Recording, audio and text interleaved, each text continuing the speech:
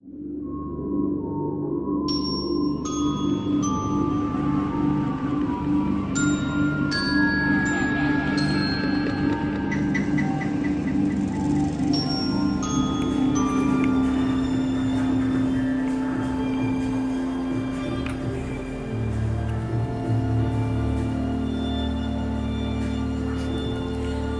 my name's Izzy Major and I'm a local performer and performance maker in Liverpool.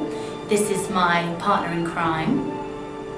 Hi, I'm Alice Colquhoun and I also live locally in Liverpool and I'm a performance maker and performer. Strange that the raven only hops and never flies.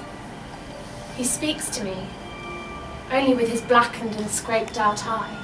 We decided to make the piece about regeneration in Liverpool because John and Lucy were really keen for it to have a motif of abandoned places, and obviously there's such a link with architecture and kind of the feelings that buildings can evoke in Gothic literature. And so I thought it was a really, a really current motif to talk about the regeneration in Liverpool, because that's what's going on now, and these are dark times, and obviously these kind of big regeneration projects and kind of the aftermath of capitalism, a lot of money being funneled into kind of the big corporations and the small communities being left to rot is obviously a really current theme, and a sign of the times and a kind of idea of the contemporary Gothic. I think it ties in really well. Inside, the lights are blinding. We whip around each other, instantly caught up in the mania of it all, ourselves reflected at every angle. Our fever is worsening. We look so ill. I see huge, deathly grey buildings with poison ivy spilled all over them.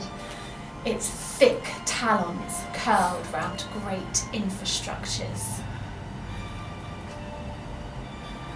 The poison slowly works its way inside windows and locked doors. The town itself is caving in. We seek the city of progress. All items of value have been removed.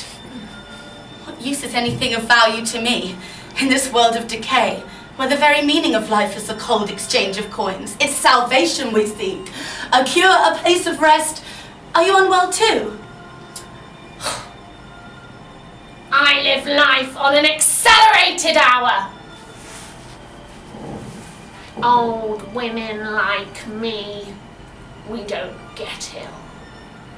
We live in a constant state of ruin.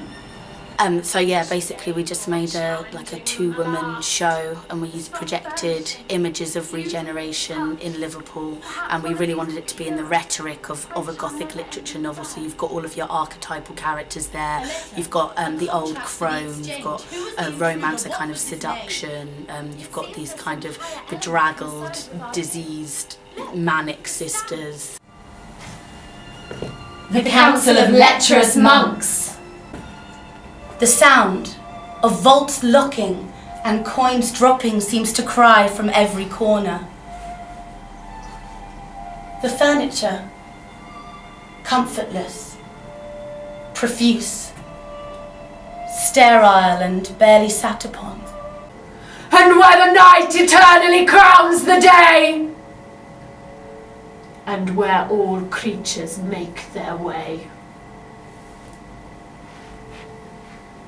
Here you will find your solace.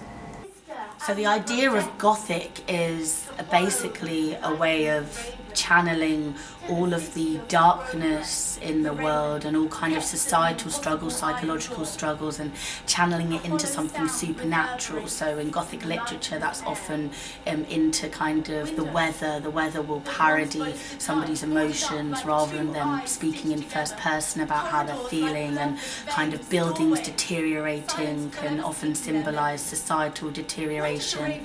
And it's basically, people say that the theme of Gothic themes really thrive in kind of dark times. Follow the bird with the broken wing. If someone invites you to browse, do not go in.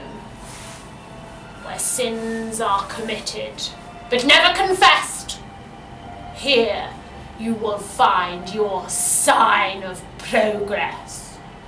Dead men have come again and walked about, And the great bell have tolled, unrung and full of gout. A lot of the discussions that we've been having as part of the International Gothic Festival, I suppose the general verdict has confirmed that these are indeed dark times, and it's a really relevant time to have a Gothic festival to represent that. the cure for our sickness and dysfunction is not in tangible form. So it remains. The dysfunction is of mankind. A putrid dissatisfaction has been rotting long before we were born. Did we bring this upon ourselves? Yes, we are ourselves part of the problem. But the disease would exist without us. We fail to be impressed by our own inventions.